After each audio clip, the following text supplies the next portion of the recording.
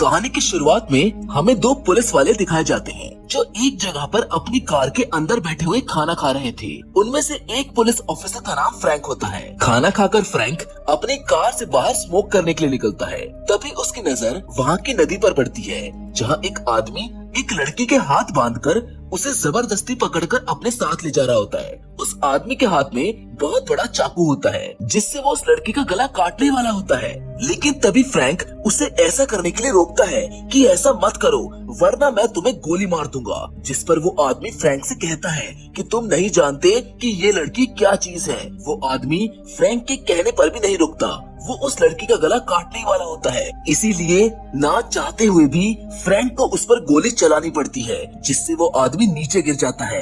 Frank उस आदमी को चेक करने जाता है कि कहीं वो मर तो नहीं गया, लेकिन तभी वो आदमी फ्रैंक को पकड़ लेता है और डरते हुए फ्रैंक से जेनिफर बोलता है और जेनिफर बोलते ही उसकी मौत हो जाती है। गोली की आवाज सुनकर फ्रैंक का साथी पुलिस ऑफिसर भी वहाँ पर आ जाता है।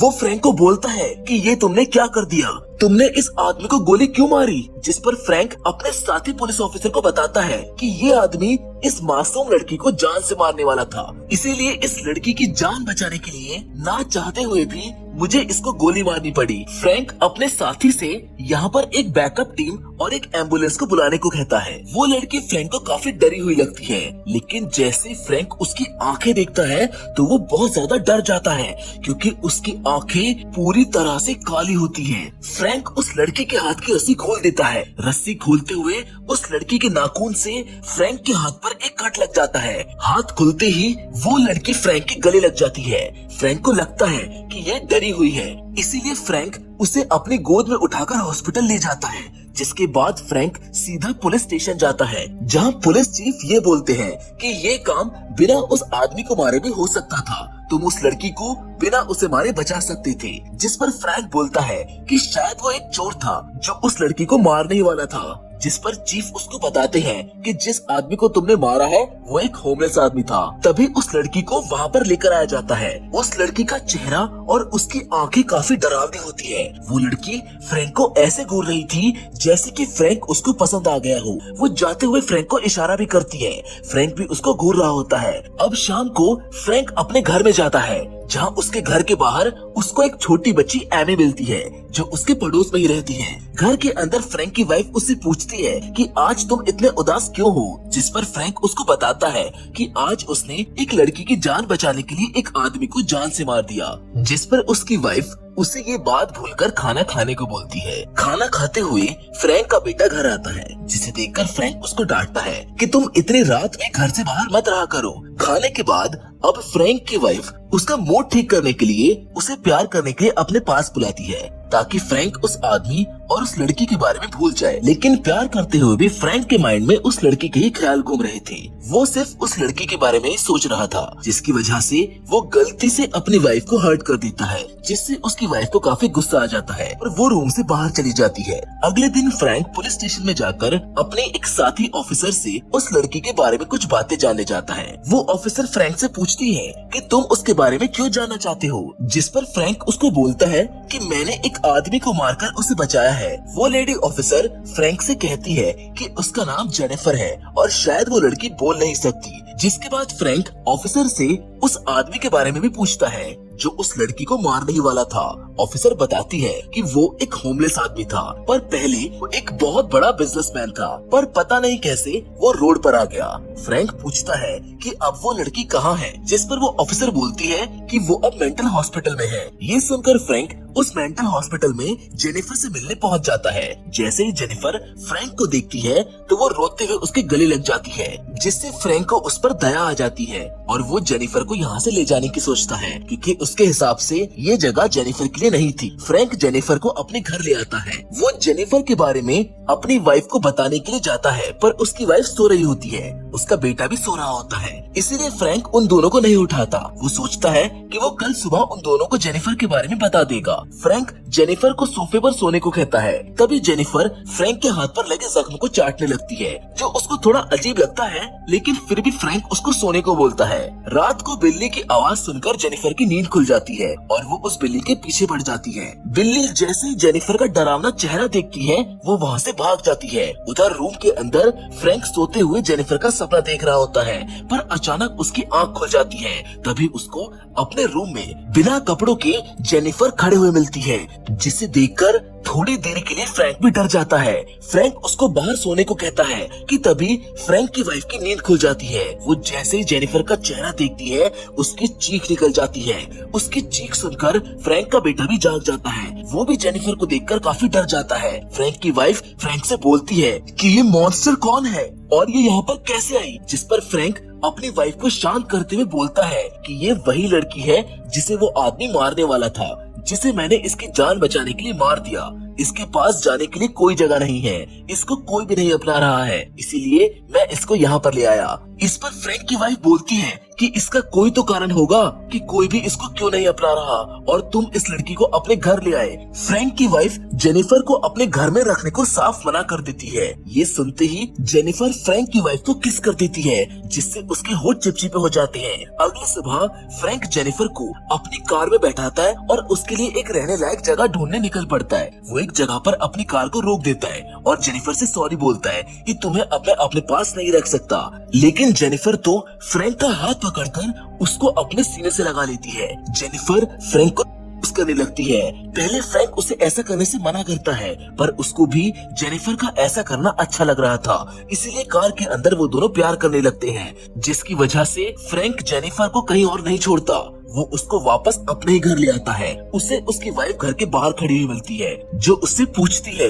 कि तुम इसको छोड़कर क्यों नहीं आए, ये इस घर में नहीं रह सकती। जिस पर फ्रैंक बोलता है कि मैं इसको ऐसे ही रोड पर नहीं छोड़ सकता। फ्रैंक की वाइफ बोलती है कि तुम इसको यहाँ पर नहीं रख सकते। ये सुनते ही जेनिफर फ्रैंक के घर के अंदर भाग जाती है। फ्रैंक को लगता है कि उसे उसकी वाइफ की बात बुरी लग गई होगी। तभी अचानक घर के ऊपर वाले कमरे से बड़ी तेज बिल्ली के चिल्लाने की आवाज आती है, जिसे सुनकर फ्रैंक की वाइफ और फ्रैंक ऊपर जाकर देखते हैं, जहां उनके होश उड़ जाते हैं। वो देखते हैं कि बड़ी बेरहमी से जेनिफर उनकी बिल्ली को मारकर उसका मांस खा रही है। ये चीज देखकर फ्रैंक की वाइफ के पैरों तले से जमीन खिसक जाती है। वो अपने बेटे को लेकर फौरन इस घर से निकल जाती है।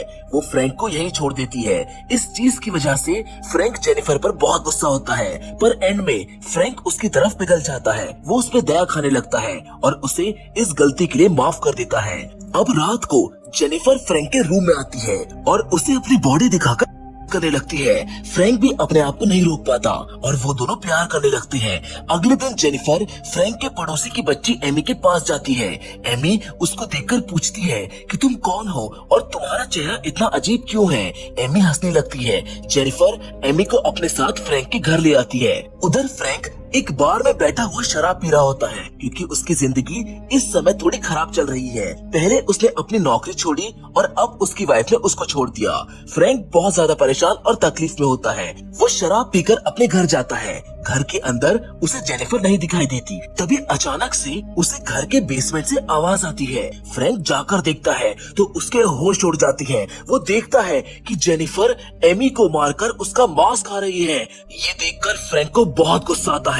वो जेनिफर को गुस्से से ऊपर की ओर घसीटता हुआ लाता है और उसका गला दबाकर उसको मारने की कोशिश करता है, पर वो उसको नहीं मार पाता, क्योंकि वो कोई खूनी नहीं है। अगले दिन फ्रैंक एक फ्रीक नाम के शो के मालिक से बात करता है। वो उसे बताता है कि उसके घर पर एक काफी डरावनी लड़की है। वो तुम्हारे इस शो में काफी काम आएगी, पर वो लड़की मेरे घर में है। तुम्हें मेरे पीछे से घर के अंदर से उसको लेकर जाना होगा। जिस पर शो का मालिक बोलता है कि इसमें कुछ दिक्कत भी आ सकती है। फ्रैंक उस आदमी को अपने घर की चाबी देकर ये बोलता है कि मैं खुद एक पुलिस वाला हूँ, तो चिंता मत करो, कुछ नहीं होगा। शाम को फ्रैंक घर के अंदर आता है। उसको जेनिफर कहीं दिखाई नहीं देती। फ्रैंक को लगता है कि शायद अब उसे जेनिफर से छुटकारा मिल गया है, क्योंकि वो खुद कभी भी उसे अपने आप से अलग नहीं कर सकता था। उसकी शक्ल देखकर फ्रैंक को उस पर दया आती थी। फ्रैंक थोड़ा सा खुश होकर फ्रिज का गेट खोलता है, जहाँ एक बार फिर से फ्रिज का गेट खोलते ही फ्रैंक के होश उड़ जाते हैं, क्योंकि फ्रिज के अंदर उस शो वाले आदमी का मरा हुआ शरीर पड़ा है, जिसे जेनिफर ने आधा तो खा भी लिया है। ये देखकर फ्रैंक फैसला करता है कि अब वो जेनिफर के साथ यहाँ और नहीं रह सकता, इसलिए रात को वो उस शो वाले आदमी की लाश को दफना देता है और अगली सुबह वो जेनिफर को लेकर अपने एक पुराने गेस्ट हाउस में रहने चला जाता है, जो कि जंगल के बीचों बीच है। फ्रैंक के हिसाब से जेनिफर के लिए ये जगह बिल्कुल सही है, यहाँ वो किसी को नुकसान नहीं पहुंचा सकती। फ्रैंक जेनिफर से कहता है कि आज से हम यहीं पर रहेंगे, ये काफी अच्छी जगह है, यहाँ पास में एक शहर भी है। जिसके बाद फ्रैंक खुद पास के शहर में अपने लिए काम की तलाश में जाता है, जहाँ वो एक लेडी से जाकर पूछता है कि क्या उनकी दुकान में उसे काम मिल सकता है। शुरुआत में वो लेडी उसको मना कर देती है, पर फ्रैंक उस लेडी से कहता है कि उसे इस काम की काफी जरूरत है, वो यहाँ कुछ भी काम कर लेगा। और इतना इंसिस्ट करने पर वो लेडी उसकी बात मान लेती है और उसको साफ सफाई का काम दे देती है। शाम को फ्रैंक खाने पीने का सामान लेकर अपने जंगल के घर में आता है, जहाँ पर वो देखता है कि जेनिफर पूरे टाइम घर के अंदर ही थी। वो जेनिफर को खाना खाने को कहता है। अब अगले दिन फ्रैंक की ओनर यानी कि उस लेडी का बेटा अपने दोस्तों के साथ पार्टी में जाने की जिद करता है, जिसके लिए उसकी मॉम यानी कि वो लेडी उसको मना कर देती है। वो कहती है कि अभी दुकान में काफी साफ सफाई करनी है, तुम नहीं जा सकते।